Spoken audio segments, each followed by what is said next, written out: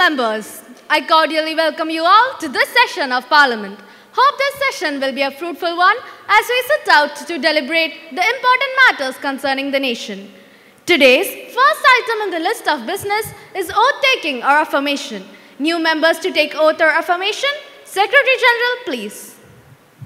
Srimati Rudra stands elected from the Varanasi constituency of Uttar Pradesh will now take the oath or affirmation. Srimati Rudra, please.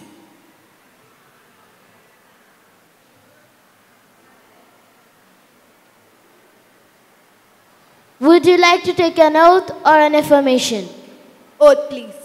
In which language would you like to take the oath? Hindi. मैं Rudra are Nair जो युवा संसद के निचले सदन की सदस्य निर्वाचित हुई हूँ, ईश्वर की शपथ लेती हूँ कि मैं विधि द्वारा स्थापित भारत के संविधान के प्रति श्रद्धा और निष्ठा रखूँगी, देश की एकता एवं प्रभुता को बनाए रखूँगी तथा जिस पद को मैं ग्रहण करने वाली हूँ उसके कर्तव्यों का श्रद्धापूर्वक निर्वहन करूँगी।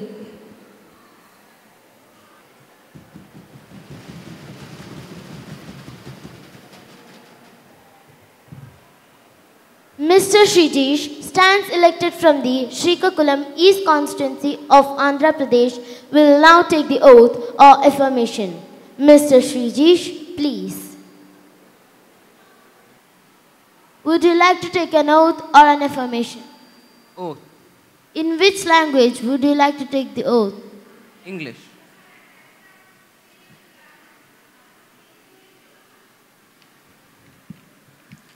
I, Srijesh Sunil, have been elected as a member of the lower house of the Parliament. Do swear in the name of God that I will bear true faith and allegiance to the Constitution of India as by law established, that I will uphold the sovereignty and integrity of India, and that I will faithfully discharge the duty upon which I am about to enter.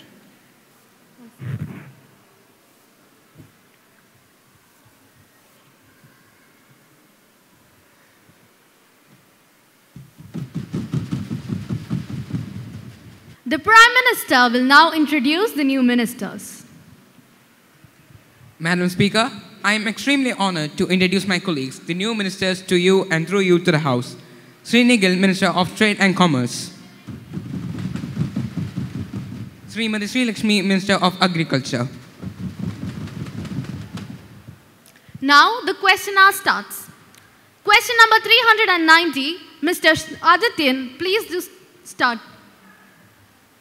Honorable Speaker, we Indians living in the largest democratic country, believing in equality among citizens. But why here it's just only less than 15% in women representation in our parliament? While in Mexico, another democratic country, there's nearly 50% women representation.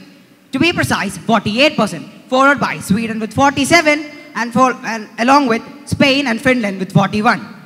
And for a solution, the reservation bill, which gave women of our country 33% reservation in the parliament. But why it's not passed by your government, which gave to the talk on the parliament on 7 December 2022? What's your opinion on this? Honorable Minister of Women Empowerment.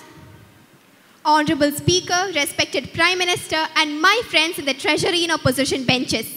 I would like to answer to the question raised regarding the representation of women in the Indian Parliament. Yes, Mexico has 48% female representation and Sweden has 47%. But if you take the entire world parliament list, the top 5 to 10 nations are all very small countries. The larger countries have around 20% female representation, with the USA having 23.6% females in its parliament.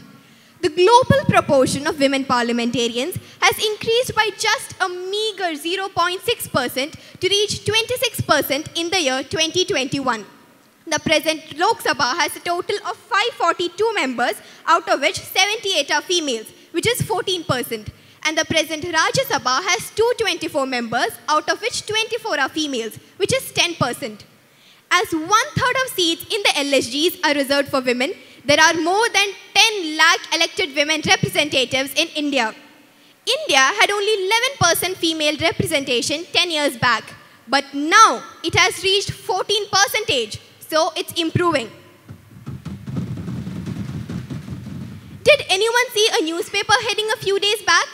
It read, Army to induct women officers in combat training. Given our culture, women have tended to remain the homemakers of the nation, but now they are shedding that image and walking shoulder to shoulder with our men. Today, we have 11 women ministers in our cabinet. So for a nation so diverse and enormous as ours, we are getting more women into our parliament. So my dear opposition friends, just wait. Give our government and the women of India some more time and you will see them in more important roles. And regarding the women reservation bill, true, it's still not been passed yet. But the earlier governments have also sat on this for quite a long time. After all, it is an important bill and needs in-depth discussion. My government is fully willing to implement this bill, but we wish to have a healthy discussion with all the stakeholders on board. If all political parties think and act along with us, there is nothing that can stop this bill from being passed.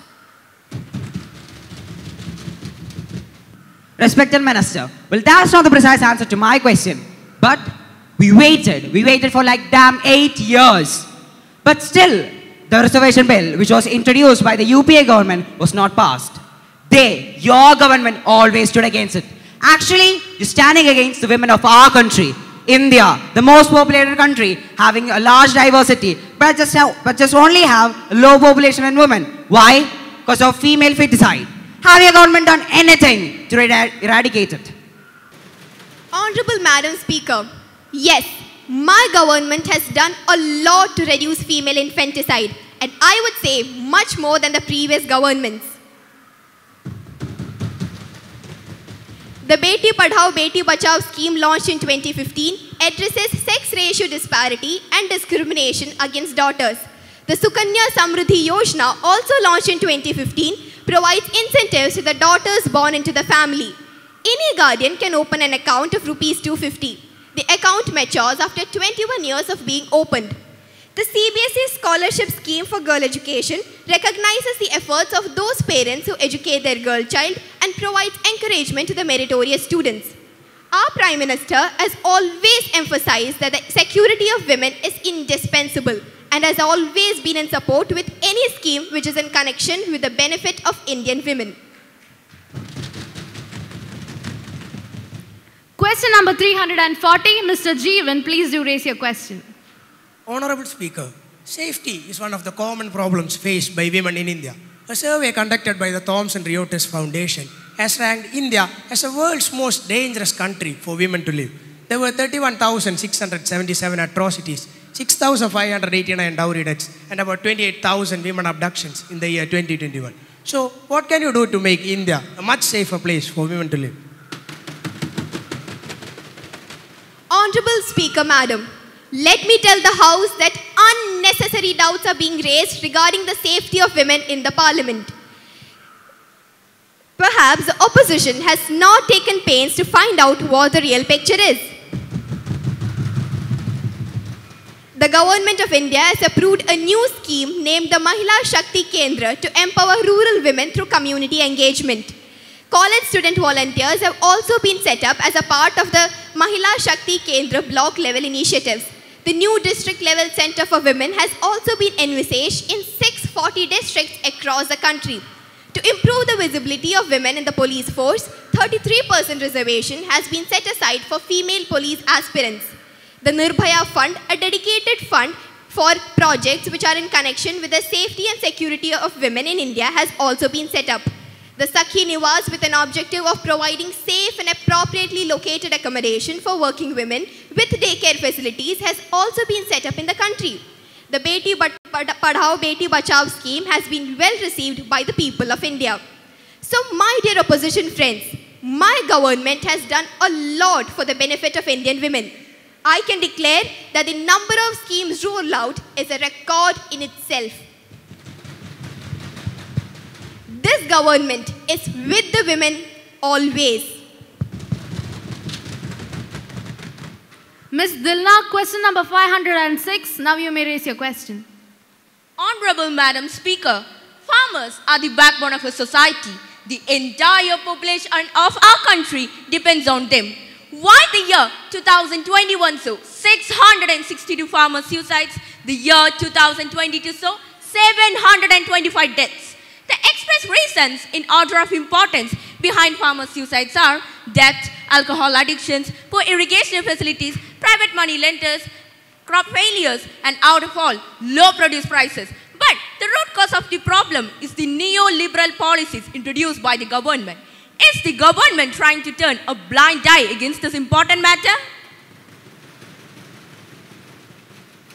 The 2020-21 Indian Farmers' Protest was a protest against 3 farm bills which was passed by the Parliament in September 2020. These bills are Farmers' Produce Trade and Commerce Act, Farmers' Agreement on Price Assurance and Farmers' Services Act, and the Essential Commodities Act of 2020, respectively. These bills have been described by many farmer unions as anti-farmer bills and have also led large-scale farmers' protests across the country. And my question to the minister is, why? Why isn't the Ministry of Agriculture and Farmers' Welfare taking any action regarding this matter? What measures do the government further intend to take to prevent any more farmer suicides? Honorable Minister of Agriculture, please do answer. Honorable Madam Speaker, the government has established the PM Kisan credit cards and Kisan call centers to address about the queries and grievance of farmers. The government gives up to 6,000 rupees per year as a minimum income support. The government is now insisting on a secondary source of income for the farmers. About 50 to 75% of subsidy of premium is provided to all types of farmers. We give assistance in consolidating small farms into larger ones and in improving farm buildings. We give assistance of rupees 50,000 every 3 years per hectare for organic inputs, certification, labeling, packaging, transportation, and marketing of organic produces. The government-administered MSP should take into consideration the existing realities to cover the cost of production and to establish food processing units in rural areas. Inner planting is a farming practice established or suggested by the government to all farmers in which crops grow together at the same time. We have made permanent policies, and the major policies for farmers are to improve economic viability of farmers by substantially increasing the net income and to ensure that agricultural progress is measured by the advances made in this income. And for the welfare of the farmers, the government has rolled out a number of new initiatives like Soil Health Card Scheme, Neem-coated urea, Pradhan Mantri Fasal Bima Yojana, PMFBY, and Interest Subvention Scheme. Question number 720. Mrs. Avantika, please do raise your question. Honorable Madam Speaker, for thousands of years, crops have been grown on Indian soil without any concern for replenishment. This has caused the soils to become more exhausted and depleted, which has also decreased their yield. The agricultural output of India has increased every year, and the country's need for fertilizers has also increased. Fertilizer is one of the major factors that help the plants in improving their growth and productiveness. However, fertilizers are very expensive and frequently out of the price range of small-scale farmers. Therefore, most of the farmers are not provided with sufficient amounts of fertilizers, which leads to improper implementation. Yes, improper implementation. Why the government has failed to improve such situations of farmers and bring out a concrete plan regarding this issue? Honorable Madam Speaker, agricultural land provides the largest share of food supplies and ensure an essential number of ecosystem services. We get most of our fruit from crops. Now, the government have suggested some profitable ideas in agriculture, such as tree farms, medicinal herbs farming, dairy production, and groundnut processing. The government has established the Zero Budget Natural Farming, ZBNF, which means raising crops without the use of pesticides, chemical fertilizers, and other external chemicals. Another way is the Jivamrita, which is a composition of cow dung, cow urine, jaggery, pulse, flour, water, and soil applied on the farmland. The term zero budget means the zero cost of production of all crops. ZBNF guides the farmers in practicing sustainable farming, which leads to chemical-free agriculture and to ensure low cost of production of farming. Pradhan Mantri Fasal Bima Yojana, PMFBY, aims at supporting sustainable farming production in agriculture sector by ways of providing financial assistance to farmers who are suffering from crop loss or damage at foreseen events and stabilizing the income of farmers to ensure the continuance of farming. The PM Kisan Yojana scheme provides a financial assistance of Rs 6,000 per annum every 1 year, payable in 3 equal installments of Rs 2,000 each 4 months. Honorable Madam Speaker, it also hides a deep malice in a system that when a calamity strikes, our government sends a team and they file a report. But most of the small-scale farmers are complaining that they have not received any compensation for the destruction they have faced. So, why the government is not providing proper compensation to the farmers? Honorable Madam Minister, we have given agricultural extension, crop protection, and supply of input and rural credits. We have also made some permanent schemes and organizations for the welfare of farmers, and for the welfare of the farmers' children, we have also provided the Vidalati Scholarship Scheme.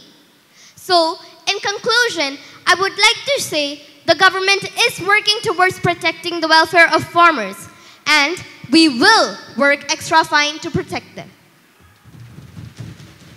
Question number 330. Ms. Neha, please do raise your question. Respected Speaker, illegal immigration has become the most volatile and contentious issue on Indian polity because of the socio-political conflicts it has brought in its wake. Bangladeshi illegal immigration has changed the demography of Northeast, especially Assam. More than 2 crore illegal immigrants are here in India. These immigrants not only infringe the right of every Indian, but also possess grave security challenges. Yes, security challenges. My question is to the Honorable Minister of Home Affairs. The increase of illegal immigration is leading to a massive hurdle as the foreigners are residing in the country even after the expiry of their visa. I would like to know if the government has any concrete or effective plans in place to tackle the problem of illegal immigration. If so, a detail thereof. Honorable Home Minister, Mr. Alan Prince.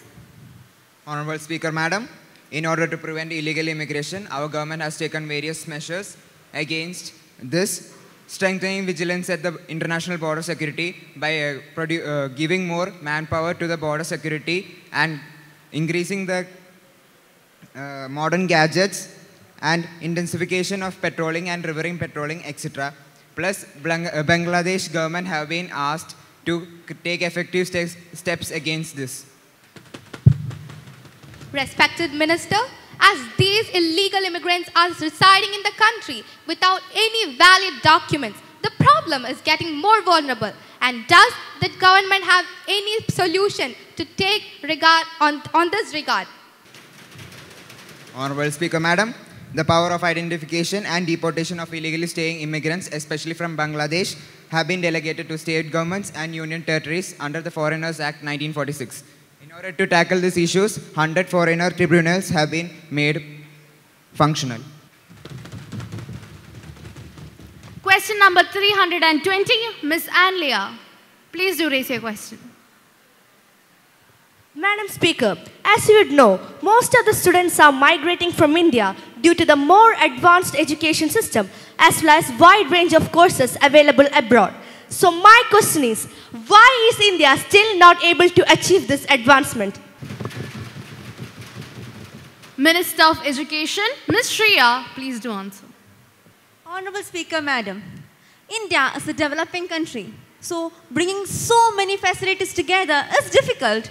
Yet, we have initiated many schemes like the Beti Bachao, Beti Padhao, Swayam Prabha, National E-Library, AICT Scholarship for PhD students and many more. Our government has provided many facilities and we are still working to provide many more. Question number 330, Krishna Priya, please. Today's youth is tomorrow's future, they say, and the future is now searching for better jobs and better education in the foreign countries? What a shame. There are 1,055 universities in India. Why then are the students forced to seek for better education outside? One of the main reasons for this is for sure the reservation system of India. Instead of eradicating caste system, it just promotes casteism. Recently, in one school, it was found that the children were having roti with common salt and the teachers were segregating caste division. All these happening under the government's nose and the administration ignoring it. Honorable Speaker, Madam, the government is not promoting caste system. Yes, everybody has the right to equality, but equality doesn't mean giving the same treatment to all. It means giving an equal opportunity to everyone to achieve what one is capable of. Due to the caste system which existed earlier in India, people belonging to certain castes were not able to get all the opportunities as others. So, for them to get equal opportunities and for India's development, reservations are necessary. And segregation of students. In India, there are so many schools, and we haven't seen such a problem in all these schools.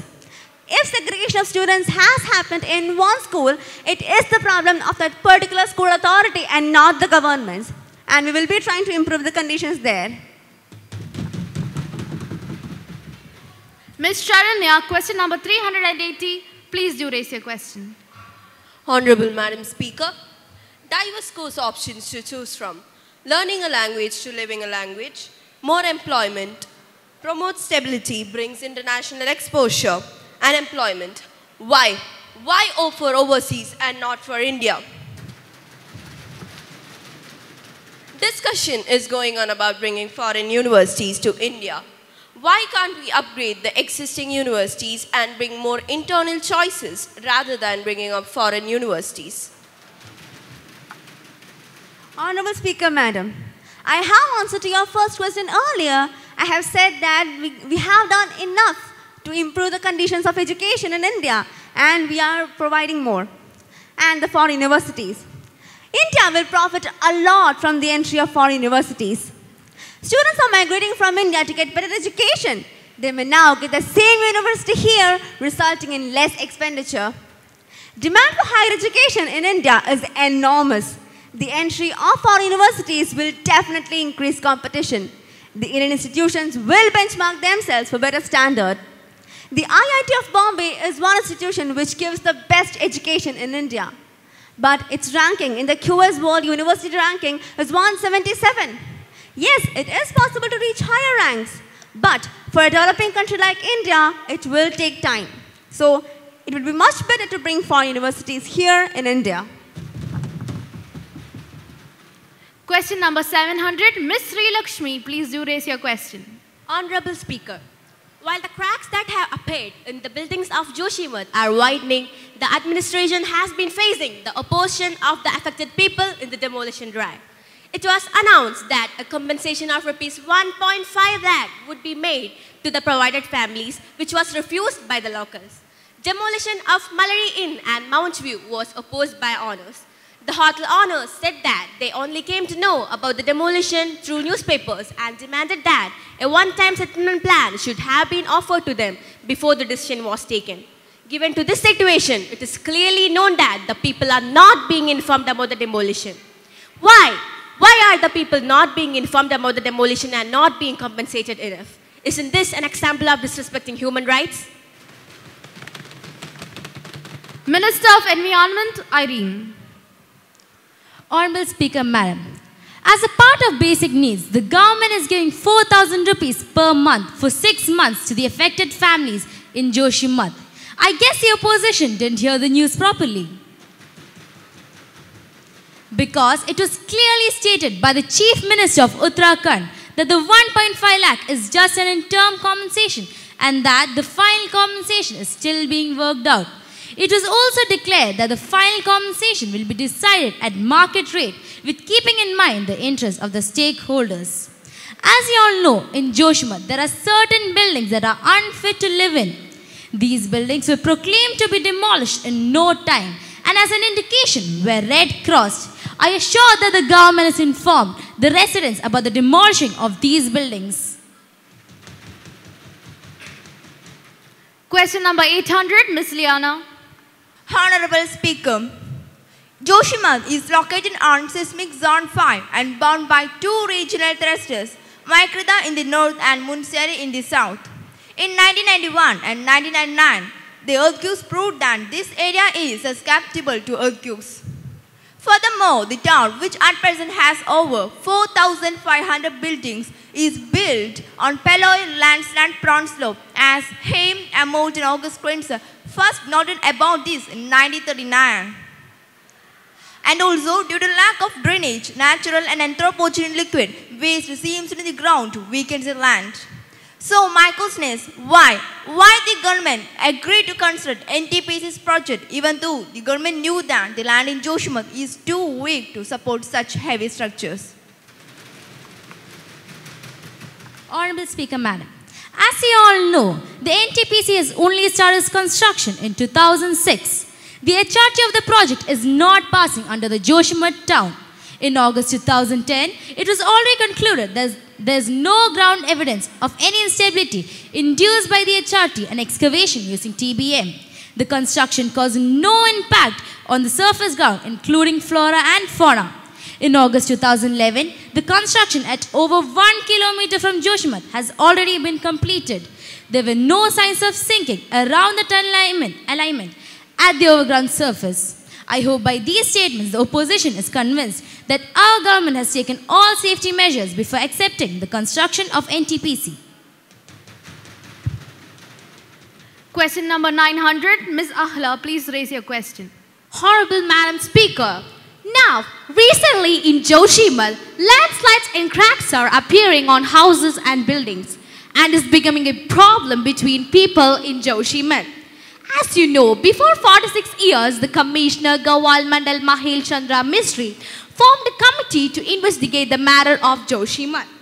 In 1976, they formed a report about saying that in Joshimath, there is landslides and cracks are causing possibility for a natural disaster. So, my question is, why did not the government take any action regarding this report? Honorable Speaker, Madam. 46 years ago, there were no reliable source of technology and there's no scientific evidence that this report is true. Without any legit evidence, how can the government act upon a case? Experts now have to say that this could be because of a geographical fault, as in a fracture or a zone of fracture in between 2 blocks of rocks, where the Indian plate is getting pushed under the Eurasian plate along the Himalayas. As the Joshimath case is live now, the government will try its best to study the case and find a permanent solution rather than a million temporary solutions.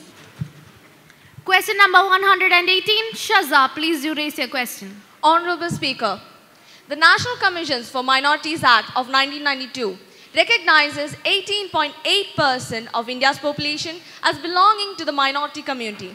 I accuse the current government of denying justice to the same 18.8% by discontinuing the MANF scheme. Can the government justify their action? Minister of Minorities, Ms. Malavika, please answer. Honorable Speaker, Madam. Launched in 2009, the Maulana Azad National Fellowship Scheme provided 5-year financial assistance to 6 different minority communities: the Buddhists, Christians, Jains, Muslims, Parsis and Sikhs. This scheme covers all the universities and institutions recognized by the UGC, University Grants Commission. The scheme was launched following the recommendations of the UGC as per the data provided by the UGC. More than 6,000 candidates were selected under the scheme between 2014 to 15 and 2021 to 22. However, the MANF scheme overlapped with various other fellowship schemes being implemented by the government, and as the minority students are already covered under such schemes, the government has decided to discontinue the Maulana Azad National Fellowship Scheme from 2022 to 2023. Ms. Samita, question number 240. Honorable Madam Speaker, according to India Spence Analytic or Home Ministry data, there was a 28% rise in the communal violence between 2014 and 2017, with 822 incidents being reported, which resulted in the death of 111 people and the wounding of 2,384. And it also states that India has the highest level of social hostility and communal violence. Why is that so happening in India? And apparently the government has made all these new schemes and all for the welfare of the minority community. But all I am asking is that, is there a proper implementation of all these schemes? And has its benefits been reaching all the minority communities? Let me justify my statement that it does not. Because according to a report, more than half of minority community women does not even happen to know that there are certain welfare schemes for them. I mean, isn't that such a shame for a secular country like India, where its own citizens does not even know what the government is providing for them? Honorable Madam Speaker, yes, there is a proper implementation. The government is trying to reach the programs to the people through the media and newspapers. And in some places where these facilities are not provided, it is the duty of the people representative to aware the people about the policies and programs. And if they are not doing it, how can you blame the government? Honorable Madam Speaker, on February 23rd, there was a communal violence in Delhi that killed 53 people. 40 out of them were Muslims. And instead of conducting a credible and impartial investigation, including into the allegation that police officials were complicit in attacks, the authorities have targeted the activists and protest organizers. So, the government has not only failed to protect minority from attacks, but is also providing political patronage and cover for bigotry. Honorable Speaker, Madam, this protest occurred due to the implementation of the CAA Citizenship Amendment Act. The CAA gave citizenship to minority migrants from Pakistan, Bangladesh and Afghanistan and lowers the qualification period for Indian citizenship from 11 to 5 years. Some people framed this bill against the Muslims. Hence, they started protesting against this. You made a statement that the authorities had targeted activists and protest organizers. May I ask how a protest can be stopped? It can only be stopped when the protesters are arrested. And if they are innocent, they can prove it in the court. You also said that the police officials incited violence. Without any alleged evidences or proof, how can you say so? I request the opposition party not to make any false accusations. Question number 280, Ms. Amina, please do raise your question. Honorable Speaker and Ministers, the church located in Narayanpur city, Chhattisgarh was targeted on 2nd January during a protest against alleged religious conversion in tribal-dominated area. At least 14 villages in tribal-dominated area has claimed that they were allegedly assaulted and evicted from their houses for following Christian faith. Almost 60 Christian families, including women, were assaulted by miscreants and forced to vacate their houses. If this continues to happen again and again, is there a safe place for minorities to live in our country? Why? Why has an appropriate action has not been taken from the part of the government? Honorable Speaker, according to Indian law, under the IPC 592A and 595, forced conversion is strictly prohibited. When a situation like this occurs, we can move legally. But in this case, the way they protested is also against the law. In reality, this case is not related to the safety of all the minorities in India. This protest is against conversion. Also, this is a very rare case. This does not affect all the minorities of India. What do you mean this does not affect all the minorities of India? In India, ruled by your government, there has been a number of issues against the minorities. One at Narayanpur, this one, and another at Mysuru, which happened on the last December. What's the purposes? What do you have to say about the promises that you gave to the people when you came to power? That everyone will be treated equally in this country. What do you mean by the government hasn't done anything? Based on what the government said, the police have been instructed to go take the necessary actions. They have also arrested the accused. The courts have also been instructed to strengthen the rule against conversion. Honorable ministers, please do maintain discipline. All this happening under your government. If it had been for us, you would have done better for the people of our country. Yes, we also what your government did in the 9 years. Our government has to be far more successful in strengthening the minorities. Let's say in the next 1 year that you have to rule. What you can do better? Dear ministers, please maintain the decorum of the house. Please sit down. Question number 510, Ms. Sanjan, please raise your question. Honorable Madam Speaker, fuel prices have been hiked once again. With this, the petrol prices have crossed the 100 rupees per litre mark in Mumbai. In Delhi, the prices of petrol and diesel now stand at 97 and 90 rupees per litre respectively. While in Chennai, petrol prices have inched towards 105 rupees per litre mark. So the government is making huge profits day by day by increasing the fuel price. The fuel increase have a strong impact on customers' pockets as their current cost of living makes it challenging for people to manage their finances. The reality is, people need to commute to jobs, transport their children to school and run other works. A large share of households' budget is likely to be spent on it. Hike in petrol price are not giving any profits rather than giving losses to the people. So what benefits are the government aiming from these petroleum hikes? Minister of Natural Gas, Ms. Relsa Reggie, please answer. Honorable Speaker, Madam, as everybody knows, disruption in supply chains and the resultant increase in global crude oil price due to the war between Russia and Ukraine has resulted in the record hike in motor fuel prices. Our government has also made several schemes for the welfare of the people. Out of it, the two important schemes are Pradhan Mantri Ujjwal Yojana and PAHAL. Pradhan Mantri Ujjwal Yojana was launched by Honorable Prime Minister of India on 1st May 2016. The main objective of the scheme is to provide deposit-free LPG connection to women from poor households. PAHAL was launched on 1st January 2015. The primary objective of PAHAL is to provide LPG consumers get subsidy benefits directly to their account and eliminating any misuse of fund. My dear opposition members, in order to bring down the price, on May 2022, the government implemented an excise tax cut of Rs 8 per litre on petrol and Rs 6 per litre on diesel. The government will bear a shortfall of Rs 1 lakh crore due to the excise duty cut on petrol and diesel. Under Pradhan Mantri Ujjwal Yojana, the government has also granted Rs 200 per subsidy benefits for BPL consumers. This will benefit around 9 crore beneficiaries and many more. Question number 530, Mr. Gregory, please do raise your question. Honorable Speaker, Madam, the government has increased the excess duty by 459% in 7 years. The price of gas cylinders has skyrocketed under the government regime from Rs 410 in 2014 to Rs 810 in 2021. And people are suffering due to these hikes. Why is the government charging so much of excess duty on petrol and diesel? What will be the condition of poor people if the government increase the excess duty and taxes like this?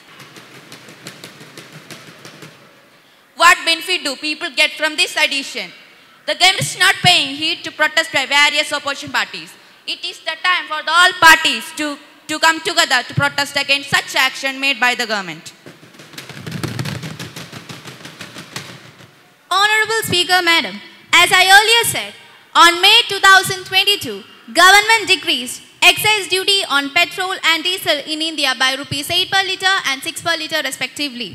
If we look into the data, it shows that on 4th November 2021, excise duty on petrol and diesel per litre were Rs 27.90 and Rs 21.80 respectively. Again, on May 2022, we, the government, reduced the excise duty on petrol and diesel to Rs 19.90 and Rs 15.80 per litre respectively. Excise duty is a central levy which is made by the government to collect lump sum revenue, and it is the main source of income for the government. Accordingly, our government allocates this fund for various development purposes, which is in turn benefit for the people. The recent decrease in excise duty on petrol and diesel will have a revenue implication of approximately 1 trillion. 1 trillion for the government. And this move is to counter the increasing price of fuel in the country. And my dear opposition members, our government will be taking all the necessary steps as quickly as possible for the welfare of the people. Thank you. Question number 370, Ms. Meenakshi, please do raise your question. Honorable Speaker, Madam and Minister, data shows that our own country barely has enough to feed its own people, let alone be self-sufficient or a net exporter. India has been ranked 107 out of 121 countries in the Global Hunger Index 2022, with its child wastage rate in 19.3 being the highest in the world. Several parts of the country are still starved of wheat, pulses and rice. A country can be called only self-sufficient when it reaches all of its domestic needs. Food availability per person has remained stagnant for the past many decades. Unequal food distribution can explain both poverty, obesity and other health-related issues. What do the Honorable Minister of Health have to state about the unfair distribution of food security among the states of India? Minister of Health, Ms. Aishat, please do answer. Honorable Speaker, by all means of productivity and also growing high-yielding variety, India is now a food-secure country. According to the reports, Indian food grain production has increased from 50.82 million tons in the year 1950 to 51 to more than 295 million tons in the year 2019 to 2020. My government has launched 3 important food intervention programs. If I should name them, the PSD, Public Distribution System, ICDS, Integrated Child Development Services, FFW, Food for Work are the schemes enforced in every Indian state to ensure food security. And over the years, several new programs have been launched and many of them have been restructured with the growing experiences of our administration. And just to remind you, India ranks 68 out of 113 major countries in terms of Food Security Index 2022. And with our schemes, we ensure that food security is equally distributed among the states of India. Honorable Speaker, yes, it is true. But is it enough? Is even one of these schemes focusing on the main issue? Bharat mera desh hai, sabhi Bharatiyon mera bhai behan hai. Is this how you treat your own sister and brothers? Is even one of these schemes not able to feed any of the stomachs and not nourishing all of the people? What I have to ask is that why? Why is the government not focusing on the main issue rather than creating numerous schemes where even one isn't satisfied? Thank you. Madam Speaker, it is a good question to be raised. Well, we've launched these schemes to meet the social and economic welfare of the citizens. These schemes play a crucial role in solving the food security problems, just like she asked earlier. We have launched all these 3 schemes so that the people find a solution to their problem from any of these schemes. And we did understand the hunger issue she mentioned and we did take the actions. So these schemes are a way of providing solutions to the people to face their problems. Question number 544, Anaga, please do raise your question. Honorable Speaker, Madam, 5-yearly revision of 1 rank, 1 pension is quite due for some time. I feel sorry for the soldiers who need judiciary to intervene for implementing the rights from the government. What a pitiful situation. The guardians of our motherland who protected us have to fight the same way. For what? To get the basic rights from the government. To wake up the government. Minister of Finance, Mr. Rishi, please do answer. Honorable Speaker, Madam, our military engaged in the service of a nation is a symbol of people's pride. Our government is committed to their welfare. Keeping this in mind, the Union Cabinet has already approved revision under one rank, one pension for ex-servicemen and their families. The details of more than 25 lakh pensioners is currently with the finance accounts of the Defence Ministry for final waiting, and the tabulation has already been completed. Have you ever thought about the youths who want to join in the military, who want to serve in the country? Have you ever thought how this is going to affect them? But the government is projecting that youths can serve the country, youths can join in the military, but their service won't be considered. We all know that soldiers and farmers are backbone of a country, so their needs should be our uttermost important. I hope that the government wakes up now. Minister of Defence, Ms. Catherine. Honorable Speaker, Madam, the government has introduced several schemes for the welfare of Army. Some of these schemes are Army Central Welfare Fund, National Defence Fund, Death Cum Retirement Gratuity, Army Group Insurance, Family Pension Enhancement, etc. Moreover, the government of India is aiming to develop a young and skilled armed force backed up with advanced warfare technology. So I'd like to remind you that through this, the youth are getting a good option to serve for the country, and throughout the service period and after that, they are getting many privileges. Question number 481. Ms. Arati, please do raise your question. Honorable Speaker, one rank, one pension, the OROP scheme. According to this scheme, a retired person of the same rank and the same length of service should get the same pension. As per this scheme, there was a budget fixed, that is 57,000 crore, and 1/4 of this 57,000 crore is only used. Not only that, it is bringing a huge financial burden for the exchequers, that means the treasuries. Can I just say that this scheme is a failure?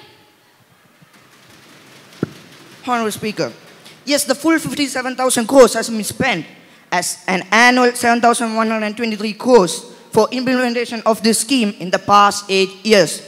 Now, the annual expenditure of the One Rank One Pension Scheme 2023 revised is estimated at 8,450 crores at 31% dearness relief.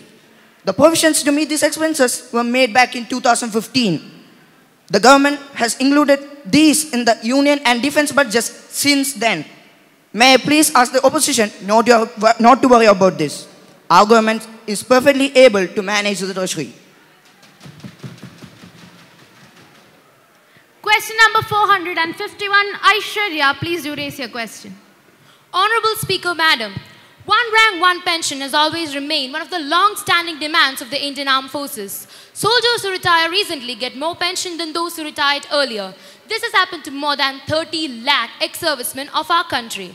The government finally implemented OROP in 2015, but all the prematurely retired soldiers were deprived of the scheme. It is to be noted that 46% of soldiers in the army opt for premature retirement, and only 1,000 out of 13 lakh soldiers reach the retirement age of 60 years. 85% of soldiers retire by the age of 38 to 40 years and 10% by the age of 46 years. Naturally, all of them would be excluded from getting the benefits of OROP. So my question is, isn't depriving the ex-servicemen of our country of one rank, one pension a betrayal with the country's army? Isn't it the government's responsibility to disperse arrears to the eligible pensioners in the country?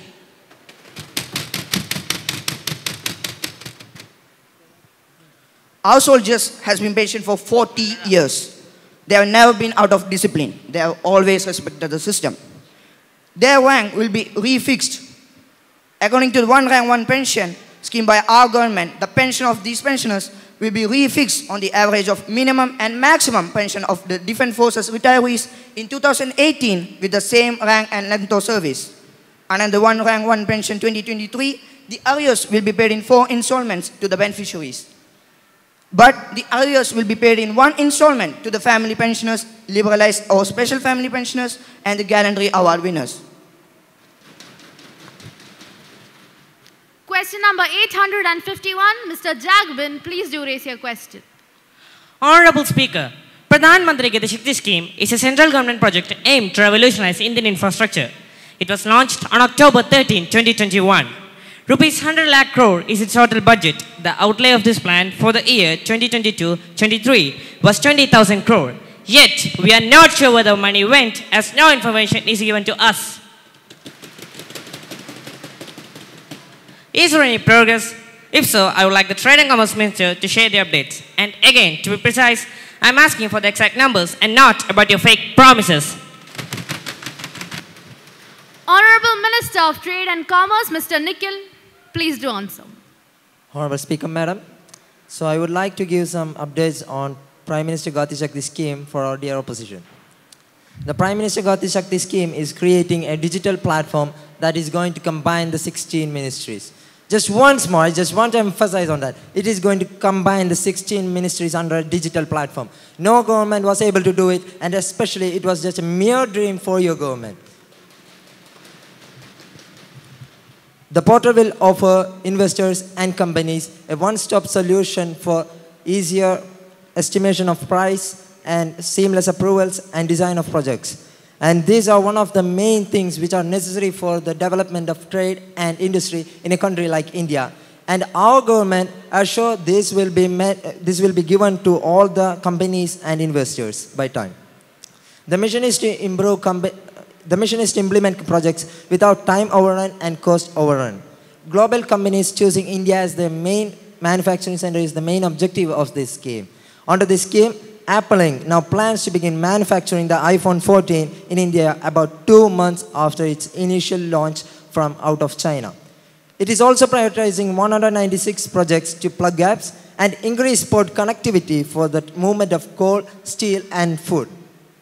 The Road Transport Ministry is using the portal for the development of greenfield projects under the government's $106 billion Bharatmala plan to construct 83,677 kilometers of roads by 2022. And I hope the opposition parties' doubts are clear now. Question number 855, Ms. Neha, please do raise your question. Honorable Speaker, the installation of free trade agreement is a crucial turning point in the economic growth sector of the country. Even though the government has put forth the beneficial sides of this agreement, it too has its own drawbacks, which the honorable ruling party should also bring forth and be aware of. Right now, India has signed 13 free trade agreements. FTAs can open up a country to degradation of natural resources, loss of traditional livelihoods, and local employment issues. I would like to bring notice to the Honorable Minister that taking commitments in data flows and digital trade when the domestic policy frameworks are not ready might not be in India's best interest. I would like to know if the Honorable Minister of Trade and Commerce would be pleased to state, as India is already weak in its export performances because of high tariffs in the country and significantly lower tariffs in its FTA partners, and the problems and the main non-beneficial sides of this agreement. What is the government statement regarding this? And does the government have any reasonable point to ensure that the continuation of free trade agreement is beneficial for the country?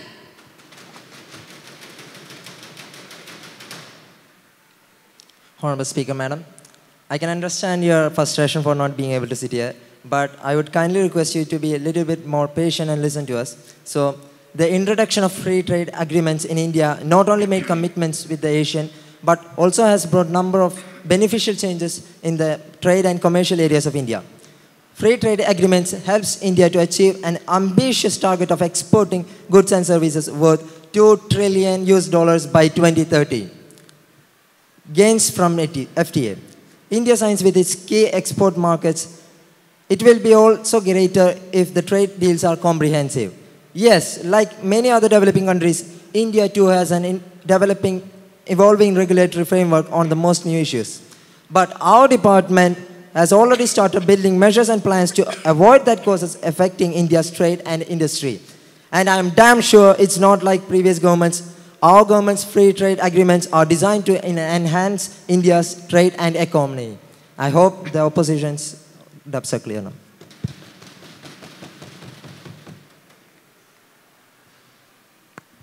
Good afternoon. I am honored to take on this responsibility at a vital time for our country. What makes India great is a unity in diversity. Now, it's time to tackle the issues that is holding India back. We need to build roads, homes to grow back faster. We need more investments and jobs in towns and cities across our country. We need to reduce the burden on families and help people to get on their lives. I know what we have today. I know that we have what it takes to take on those challenges. Of course, it won't be easy, but we can do it. We will transform India into an aspiration nation with high-paying jobs, safe streets, and where everyone everywhere has the opportunities they deserve. United with our allies, we will stand up for freedom and democracy around the world. As Prime Minister, I will pursue 3 priorities. Firstly, I will get India working again. I will grow the economy with tax cuts and reform. I will cut taxes to reward hard work and boost business-led growth and investment. I will also make sure that we're building schools, hospitals, and roads of broadband. Secondly, I will deal hands-on with the energy crisis as fuel prices caused by Putin's war. I will take action this week to deal the energy crisis and also our future energy supply. Thirdly, we will put our health services on a firm footing. We will put our nation on a path to long-term success. We shouldn't be daunted by the challenges we face. As strong as the storm may be, I know that the people of India are way stronger. Our country was built by people who get things done. We have huge reserves of talent, energy, and determination. We can rebuild our economy and become the most modern, brilliant India that I know we can be. So I will take action this day, and I will take action every day to make it happen. Thank you. Today's session is concluded. Thank you. Thank you for the hard work that all the team members have done. Teachers, students, organizers, and every team member who made this possible. What you witnessed was really their effort and hard work. Now, let me invite Shreya for the vote of thanks. Thank you, Ruth. Good afternoon, everyone. It's my privilege to propose a vote of thanks and acknowledge the contribution of those who worked really hard to make Sansad a successful event. First of all, I'm thankful to Almighty for giving us courage and spirit to arrange this glorified function. I extend my heartfelt gratitude to our manager, Reverend Father Benjamin Owaisi, our principal Sheba ma'am, Vice Principal Radhamani ma'am, and teachers and all my dear friends who work for this project. Finally, I would like to thank all of you present here for making the time to be with us. Thank you once again. Thank you, Shreya. And once again, a big thank you to all of you.